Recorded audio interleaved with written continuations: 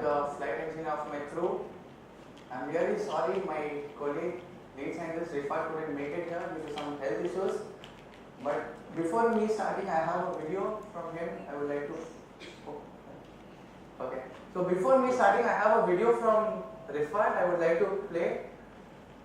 Please. Hello friends, I'm Rifat Shahrukh, lead scientist of Kalamsat team, and I'm not able to be there today due to some medical reasons. Our team's flight engineer is there with you, so he will talk about how we achieved our goals and how a bunch of kids can build a satellite and launch that thing into space. And I'm really sorry because I'm facing some health problems, so I'm not able to be there today. I hope you will enjoy his talk. Thank you so much. That was. How many engineers here? Pretty much. How many engineers who haven't done something great in life yet? Not me anymore. Not me. To do something great, you don't have to be great. To do something great, you don't have to be great. You don't have to have a brilliant idea to do something. Nothing outside the box. Because when you start to do something, people will be like, think outside the box. But you don't realize, in order to be outside the box, you must know what is happening inside the box first. Then only you can create ideas which are outside the box. So here, my journey begins in 2015. First year of aerospace engineering. And this is the last day where you have to collect your fee receipt from the accounts office. I walk in there with my friends and there's this big poster up there which says educational trip to NASA. Okay. I don't know what is happening. I don't know if this is possible, but I want to go for it. I'm like, Dad, he'll like, come home, we'll talk about it. That point, I knew nothing what this organization does. I knew nothing if it was possible that a normal student from a college who's studying aerospace engineering could go and visit NASA's facilities, have hands-on experience on rocket science, and learn everything what NASA has actually done all this way. So everything is done. The next thing I know, I'm in Kennedy Space Center in Florida, and there's this huge Atlantis space shuttle standing right in front of me. And I'm like, is this really happening? Because it is not easy for anyone to just go into NASA and see all this. But Srimati ma'am, she made it possible for us to go see and then do something with our life. So that is my turning point of my life. I come there and I'm like, okay, if this is what aerospace engineering, something terrible is going wrong with my engineering in Chennai. So I'm like, okay, when the trip comes to an end, we had hands-on experience on rocket science. Literally, we learned such a lot that we did not gain in class. So we come back in engineering and the life is going very simple.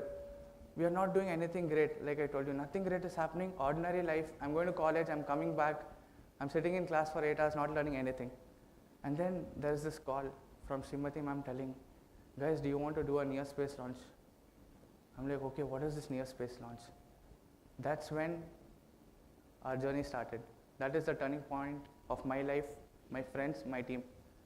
That was, we had to make a payload which was attached to a weather balloon which reached a height of 107,000 feet.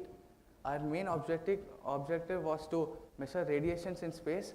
Since that was a start, we were very basic because we were new to this field. We haven't done anything. We have no hands-on experience in rocket science, satellites, nothing. And that is when I meet Rifat, who is the lead scientist of our crew. It was his idea to do something like that. 2015, after a lot of struggle, we reached literally staff, students that, sir, we are very young, could you help us? And they tell us, no, you got to go study. You have to study more to do this. No, you don't have to study more to do this. We reach our seniors. They're like, when we could not do it, how can you do it? So this is the answers we get when we go and ask help from someone.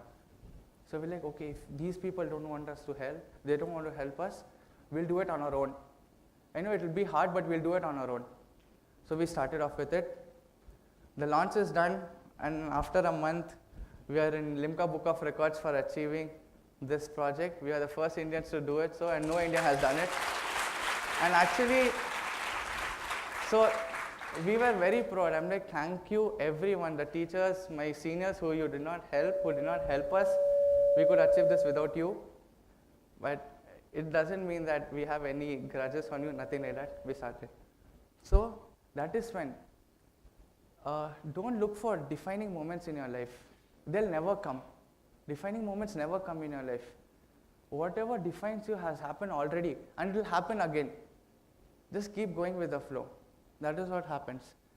Coming back, like Neil Armstrong said, one step for man and a giant leap for mankind. We had done near space launch vehicle, but we did not want to stop here. We had one more project coming up. Since we had became little popular after this thing, sweeping Limca Book of Records, we wanted to do something little big, not like a giant leap, but a small step. We came up with a satellite, a 10 centimeter cube. Kalamsat was our third project. Our second project is still in US. It is waiting for launch. It has been getting delayed due to some technical issues, but I suppose it will be launched very soon. So that was our second project. We made a 10 centimeter cube, which was a suborbital flight, and it had a camera on board. It had like 11 sensors, a motherboard powered by itself, and we sent it there. Since that launch was getting delayed, actually we shipped that night. That night was I can tell you, the most amazing night of my life. That's when this idea for Kalamsat came. Like you people saw the video now, that idea, this is how it starts. The Kalamsat, this second satellite is being shipped to USA, and we are all celebrating. Ma'am was so happy, she made gulab jamuns for us.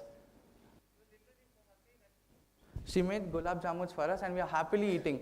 And out of nowhere, Rifat is like, ma'am, what if we make a satellite that is the size of a gulab jamun? Now, how do you relate a gulab jamun to a satellite? Then you're like, he is an idiot, leave, let's not think about it. But then later you're like, yeah, we can do this. Now, the main objective was for Kalamsat was to make it more economical. Now, there are millions of people here, not here, in India, everyone who dreams of sending something into space. At least once in a life, you all would have had an idea looking up in the stars and telling, oh, moon is so beautiful, I wish I could reach there. Everyone had this dream of becoming an astronaut. Myself, I wanted to become. But then not everyone is. What happens is people think it's going to be very expensive. It's going to be very hard to do something like this. You need to be extraordinary. You need to, be a genius out of this, because all scientists are geniuses. No, they are not. They are not geniuses. They're just students like us who are sitting here who just want to make a difference in today's society. So we started off with Kalamsat. Now the main problem we faced was anything that goes into space requires a lot of money. A lot of money. To launch such a small satellite, they asked like $50,000 it's going to cost. That's the round off, I can tell you. I'm just telling you the near price that they have asked to launch. We did not have that money. So what do? We thought, okay, since size and weight matters, let's shrink the size, like gulab jamun. So the 10 centimeter cube became 3.8 centimeter. The weight from 200, 300 grams came to 64 grams. Now that is the difference. A difference between microsatellite, nanosatellite, and a femtosatellite is that anything less than 100 grams is called a femtosatellite. So that's what Kalamsat is. And next is the material we use that put on the weight. Aluminum flight metal was our second project metal. I'm like, okay, this time let's do it something extraordinary, let's do something else.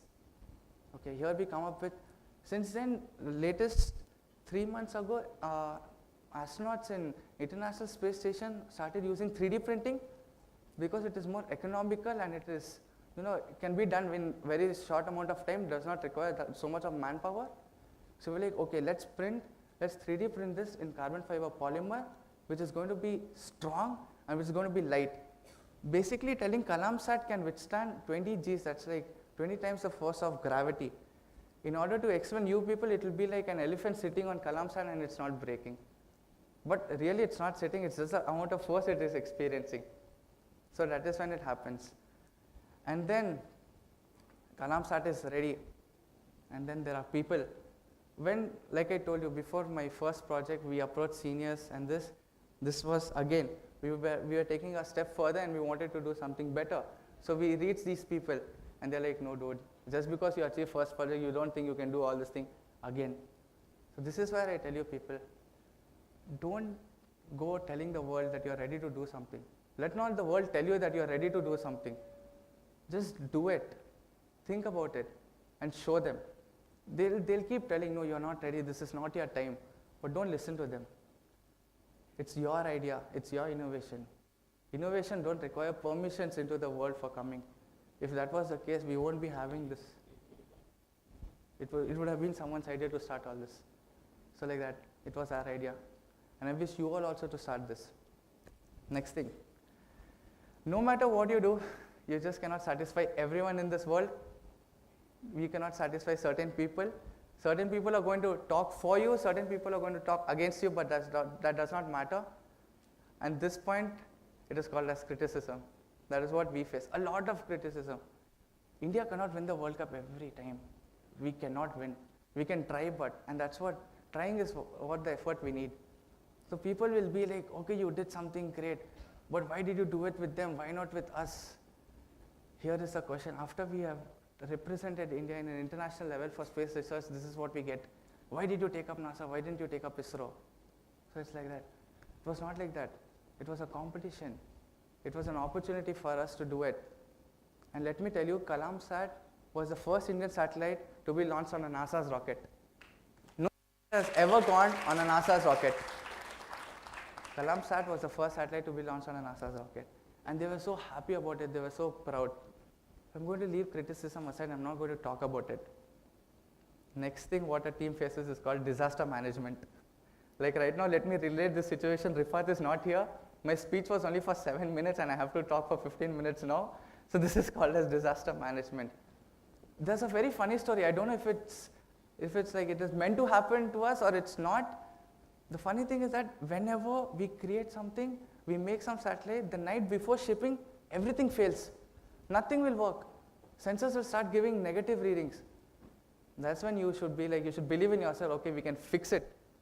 And me, I'm the funniest guy in our team. I'll be like, tension nahi lene ka, ho jayega. That means like, you don't have to worry, it will be done. Ma'am will be like, how will it be done? All right, no ma'am, don't worry, it will be done. Just believe in yourself. And literally every time she has believed in us, we have not put her down. And I hope that is going to be a future thingy. We don't want to put anyone down. Our main mission here, like I told you, millions of people, children dream about sending something into space. Now let me tell you, Kalamsat was gone along with 70 other projects, along with satellites that were there with us, and they carried chocolates, bubble gums, cotton, and these are all those young kids who dream of sending something into space, 6th standard, 7th standard, 8th standard. These are all those people. And NASA encourages this. Maybe in future times to come, India will open up such gates for youngsters. That time, our space research will be in the next level. But in order to start something, someone has to take the initiative. Someone has to take the risk. So that is the risk we took for the next generation to come. And possibly, if we could do it, so will the next generation. We wanted to just open up this gate for them, that whoever thinks of sending something into space, it's not expensive. It is economical. It is not hard. You can make it. Anyone can make it. If we being students here, you guys also can make it. Even the younger generation is going to be so smart, they don't even have to learn about it, because this is their generation's technology, 3D printing, satellites, this is their generation's.